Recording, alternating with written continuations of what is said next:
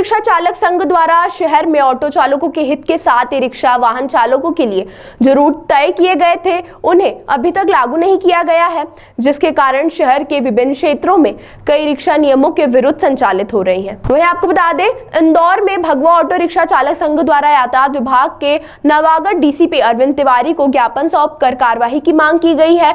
इस मौके पर भगवा ऑटो रिक्शा चालक संघ के अध्यक्ष वीरेंद्र त्रिपाठी का कहना है कि शहर में ई रिक्शा के जो रूट शासन के साथ मिलकर तय किए गए थे, जिनमें कुल 23 रूट थे, उन्हें अभी पालन नहीं कराया जा रहा है, जिसके कारण ई रिक्शा पूरे शहर में लापरवाही से संचालित हो रही, तो वहीं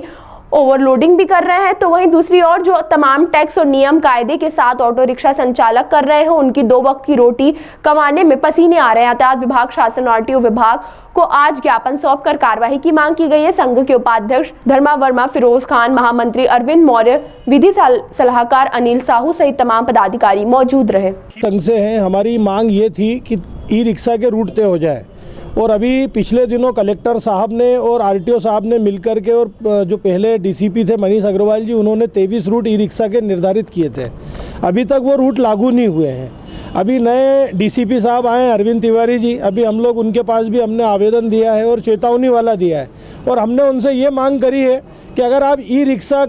की चेकिंग नहीं कर सकते, ई रिक्शा की सवारी को रोक नहीं सकते, ई रिक्शा की ओवरलोडिंग को रोक नहीं सकते, तो हमारे ऑटो चालकों की भी आप चेकिंग बंद करो और ऑटो चालकों को भी लोडिंग करने दो, ऑटो चालक को भी 8-8, 9-9 सवारी बैठाने दो। क्योंकि जब जंगल राज चल रहा है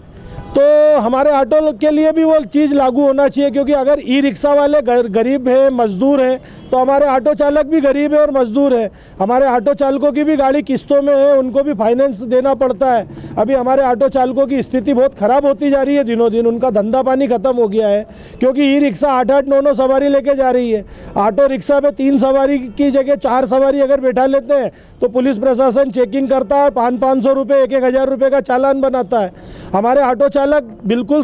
ये जहर खाने की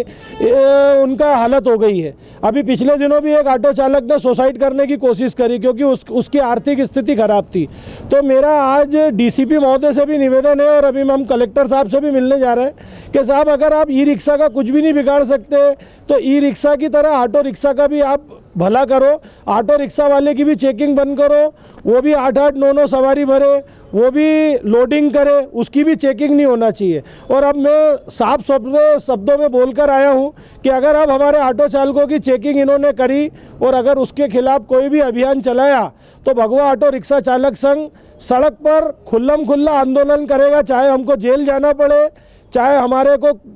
फांसी पे चढ़ा दें, लेकिन अब ये आंदोलन रुकेगा नहीं।